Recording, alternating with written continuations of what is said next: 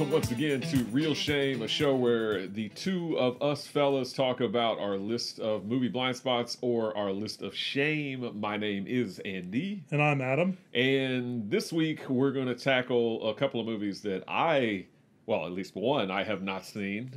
But before we get into today's movie, we always like to start off Monday's episode with what we have been watching lately. So Adam, what have you been watching lately?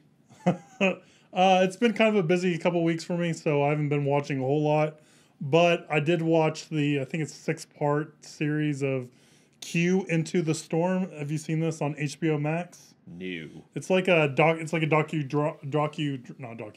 documentary miniseries. It's like 6 episodes that goes into behind QAnon and all that kind of stuff, and who is Q and all that kind of stuff. And I'm not going to get into that too deep here on this show because we talk about movies and not really politics, but it's interesting. I think for me, my biggest criticism is that it's over. Like they use too many whiz bang stuff, like intercuts and like title sequence. Like it feels very overproduced, right? Yeah. And to me, that kind of took me out a lot. It just felt like I wish it wasn't as produced. Which I've never felt that way about a documentary, but it's just interesting that that's what kind of took me back a little bit. Well, I know who Q is. It's Quetzalcoatl. The flying because we did talk. Dragon thing. We talked about that a couple episodes ago. That's right. Because we're gonna do Quetzalcoatl versus Mothra. Mothra. Yeah. There we go. Okay, deep cut for you guys that's been watching. Go back a couple episodes. I think it's our Kong versus Godzilla versus Kong episode where we talk about it. Yeah. The other thing I watched is another documentary on Netflix about the last blockbuster, which I thought was good. Some of it I knew already. Some of it I didn't know already. I think I said on the show I actually worked for Blockbuster, so it's kind of interesting. You know, there's things about it other than going to Blockbuster a lot when I was younger that made me really interested in wanting to see it because I was an employee there and I'm kind of have 2 different perspectives and all that kind of stuff. So yeah. I recommend it, but I think everyone's been watching that because I think it like jumped up on Netflix's like top watch thing. So I'm sure everyone's watched that. Yeah, I saw it too. Oh, see. So that's a lot what I've been watching. Not just a couple docs, but let's throw it over to you, Andy. What have you been watching? By the time this episode airs, the Oscars will have already happened, but as we're filming, the Oscars have not happened yet. So I've been watching some Oscar kind of nominees. Yep.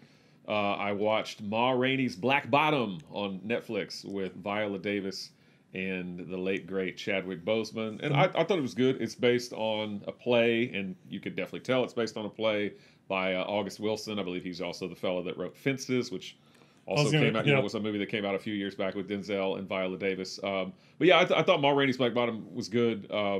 Despite the fact that it's a play or whatever, that doesn't make it bad. That's not why I brought it up. But I think you could tell that it's kind of confined to one setting for the most part. Sorry, I was going to say, is that Chadwick Boseman got nominated for that? Yes. And did Viola Davis get nominated or just Chadwick Boseman? I think Viola Davis did as well, yeah. And they're both great. I mean, as always, Chadwick Boseman is really great. And, of course, it's kind of bittersweet watching him in, I guess that's his final performance. I don't think he was able to make anything after that. And then I jumped over to Amazon Prime and watched One Night in Miami, which is another movie that is based on a play. But it's also really good. I think I like One Night in Miami better than Ma Rainey's Black Bottom, just because the different characters involved. It's a fictional story. Muhammad Ali, Sam Cooke, Jim Brown, and Malcolm X all get together after Muhammad Ali wins the fight, and they all kind of just talk about the state of the world and the state of civil rights and everything. It did not actually happen, but it still makes for an interesting kind of what-if story. The only nominee from that is the guy that played Sam Cooke, Leslie Odom Jr., is that right? From Hamilton? Yep. And he's good. Of course, I feel like you could have nominated any of the other guys, but they had to pick and choose which guy they wanted to nominate. But yeah, that one's high on my list to watch. I've heard good things, and hearing that you like it too just makes me. I need to set aside the time and actually watch it. Yeah, it's good. And Regina King, I think this is her directorial debut, and I she's got some talent. I mean, I don't think she was nominated, unfortunately, but I would watch out for Regina King. Obviously she's been an actress for a long time, but now she's a director. So and also, I'm sure she's going to make some. We have an actor turned director for the movie we're reviewing today. We do. And then finally, I watched 2 documentaries that have been nominated. One is called Collective, which is about the Collective nightclub fire that happened in Romania in 2015, I think. I thought that documentary was really, really good. It's not a story that I was familiar with, but it kind of goes from the nightclub, because some kids perished, unfortunately, in the nightclub, and then others were left with severe burns, and some that were treated in the hospital afterwards, they died. And the documentary kind of exposes a whole level of corruption going on over there in the Romanian healthcare system, or at least was going on. I don't think it's going on now, but it's a really, really interesting documentary. And the last documentary that I watched is called The Mole Agent, which I believe is a documentary from Chile. It's a Chilean documentary. I thought it was okay. It seems a little staged, honestly. Maybe I'm wrong. Please don't shout at me. But it came across as kind of fake in a way. It's still kind of a sweet story, and I ended up liking it overall. But I think there's a lot of it that seems a little stagey. I mean, maybe that's just me. Maybe it's not. I could be wrong. But anyway. I have no idea what The Mole Agent is. Never heard of it. I'm hoping it's about an actual mole that is an agent, but I have a feeling it's not. It's not. So it's disappointing. Yes. That's already a thumbs down for me. Sorry, yeah. I'd skip it if I were you. But that's what I've been watching, so that's my story. All right, let's get into our feature review, which if you've seen the title, you know what it is, and that's 2012's Battleship.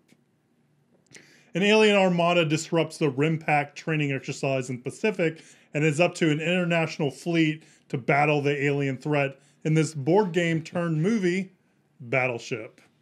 I was hoping that maybe one day you would learn from your mistakes, you would grow up, you would mature a bit. Is my back all right?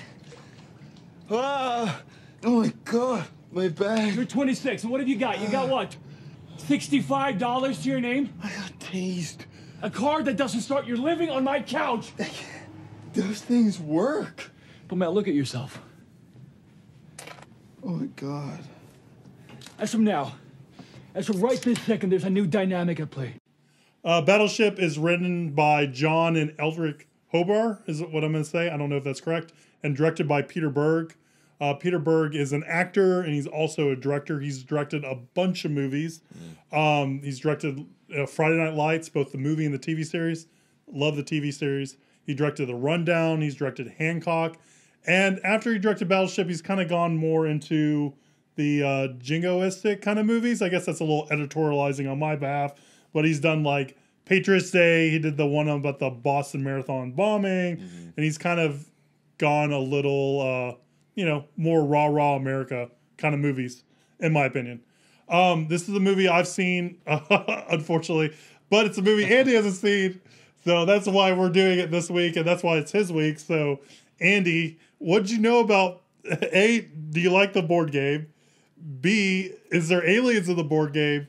C, what'd you know about Battleship? And D, what'd you think about Battleship? I don't know that I've ever played the board game Battleship. Really? I mean, I'm familiar with it. I know, hey, you A13 or whatever, and they're like, you sunk my battleship or whatever. Yeah. Like if you get hits and all that stuff. I know the concept. I might have played it, years and years ago, but no, there are no aliens that I know of in the game. I mean, there may be now. Once the movie came out, maybe they're like, hey, we need to add some little synergy, some aliens in it. I do remember when this came out because I remember hearing they're making a movie out of this board game, Battleship. And I was like, what? Like, that's really weird. But I don't know. I get the feeling that they took Peter Berg aside and they were like, well, no, first of all, I think they were like, ring, ring. Michael Bay, are you available? Where's it right here in my notes? Yeah. I said Peter Berg's doing the best Michael Bay impersonation. Okay, and I promise I didn't read your notes ahead of time. That's exactly what I thought when the movie started. I was like, they called up Michael Bay, and he's like, I'm busy. I've got to do Transformers 17 or whatever he was doing.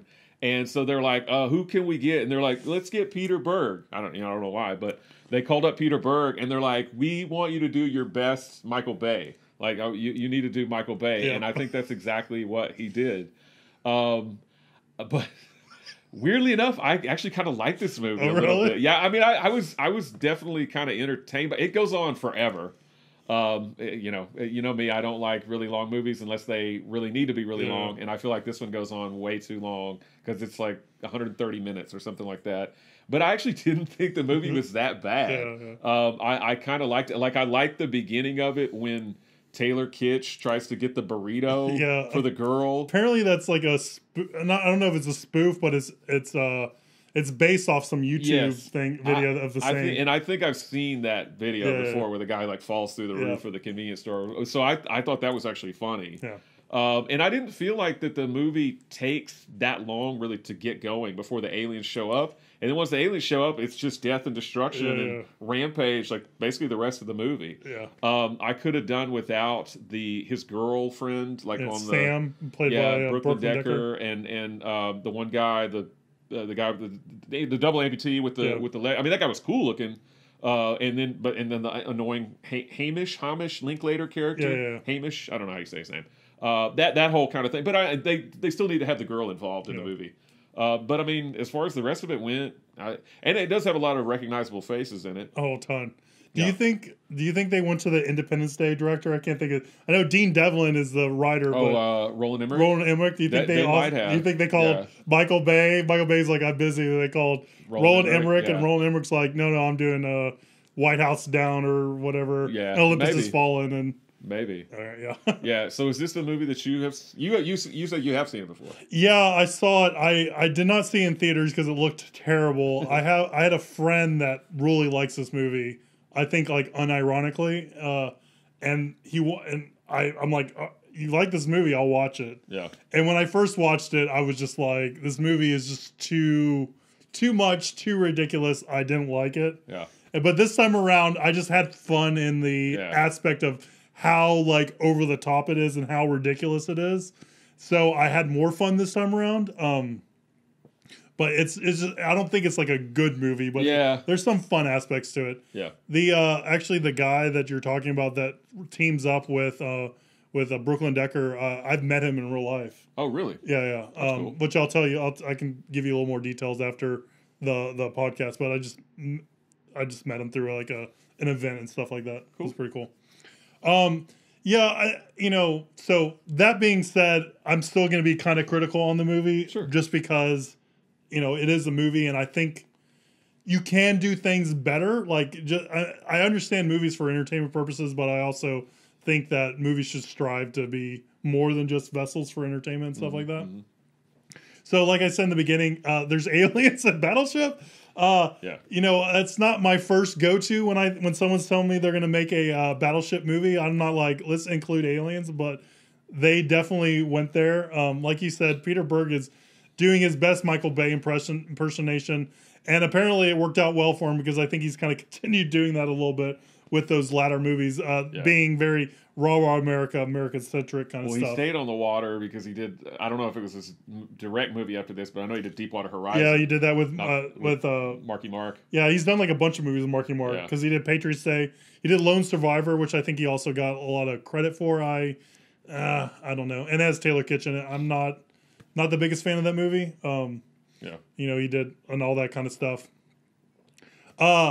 Taylor Kitsch looks super short in this movie. Well, I thought about that, and I don't know how. Yeah, I was gonna say I don't think that he's super short, but they cast him alongside Alexander Skarsgård, who's like 6'5" or something, 6'4", 6'5". Yeah, he just towers. So I mean, it's weird, and I was like, why did they cast somebody so much taller than him? Yeah. Because it's hard to fit them both in the frame half the time. Like they're like walking alongside, and he's like, he's like way down here, and he's like, yeah, little brother, let's go play soccer or whatever, football, whatever. Football, yeah, I don't know what they call it in the movie.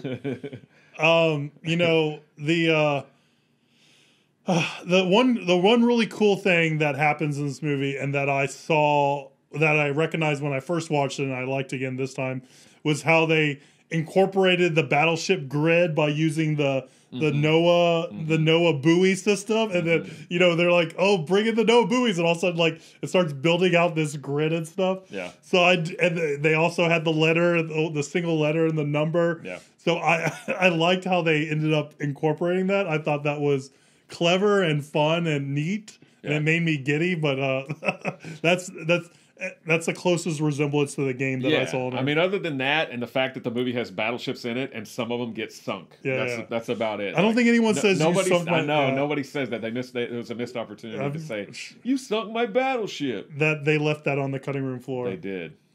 I did like the aliens, like sweet spiky goatee thing. Yeah. That's kind of weird looking, but and I like the little circular things that apparently are like unstoppable. Yeah, like a little like a battle. What are those things called? Like. Not battle bots, because that's the TV show, but like the little things the kids play with where they wind it up and it's like Bakugan, maybe? Bakugan? I don't know. Yo-yos is what it looks like. No, I don't know. But yeah, like the one like goes onto the mainland and just like starts cutting down the highway. Like what happened to that thing? Did it just keep going? I didn't even notice. I think it just it's still going to this day. Circled around the globe. Still circling around the globe to this day. So watch out for that. You might get hit by it. I think ultimately, like, the biggest issue I have with this movie is, like, Taylor Kitsch is just not a great main character. Like, the whole movie, he's fighting not to be the main character. Like, he doesn't want to take on that responsibility and all that kind of stuff. And in writing, like, with the Hero of 1,000 Faces and all that stuff, there is a denial of accepting the call. Like, you know, Luke kind of turns it down whenever, you know, in Star Wars, whenever, you know, Luke meets the droids and stuff like that and gets called to space, he kind of initially declines it and all that stuff. And then he goes back to his house and he sees his aunt and uncle burned, and then he decides to kind of take up that call, right? So that's kind of like the way storytelling is historically gone in the West. But I just feel like the whole movie, Taylor Kitsch is not interested in it. Yeah. And he doesn't have like very many redeemable characteristics. Like there's no reason for us to want to root for him. Like he just kind of, they never gave him like that. Yeah, he's a mess up, but you know, deep down he's like a good guy. Like I think the movie tries to tell you that and through dialogue, but I don't really think you see it. So ultimately, when I'm watching this movie, I'm like, any other character that's center of this movie would be more interesting than Taylor Kitsch. And I don't think Taylor Kitsch is a bad actor. Like I really liked him in Friday Night Lights. I like him in John Carter. Actually, I like did you? Right? Yeah, I like John Carter. I was gonna revisit John Carter. It's been a while. It's been a while, but I think that's ultimately where the movie kind of fails for me. Is just that, like I said, Taylor Kitsch. You just don't really. There's nothing likable about him. I mean, and redeemable. You know. Yeah.